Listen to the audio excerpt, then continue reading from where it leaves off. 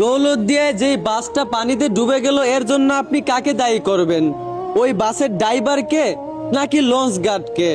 Launch গার্ডেও তো কোনো safety ছিল না। লঞ্চ গার্ডে যদি একটা রেলিং থাকতো আমার মনে হয় অন্তত বাসটা ওইখানে থেমে যেত, নদীতে পড়তো না। আবার ড্রাইভারের কিন্তু ওইখানে দোষ আছে।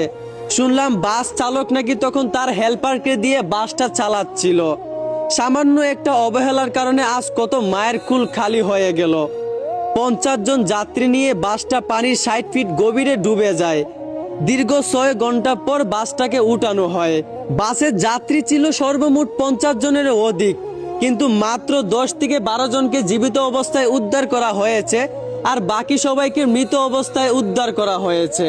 এখন আমার প্রশ্ন হচ্ছে, কেনই বা ওই বাস ড্রাইভার এরকম একটা বিপজ্জনক জায়গায় তার হেল্পারের হাতে বাসটা তুলে দিবে? আর কেনই বা লঞ্চ গার্ডে কোনো সেফটি থাকবে না?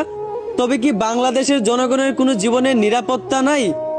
কত বাবা হাহাকার করে চিৎকার করে কান্না করতেছে, কত অবুঝ শিশু তার মা বাবাকে হারিয়ে কান্না করতেছে।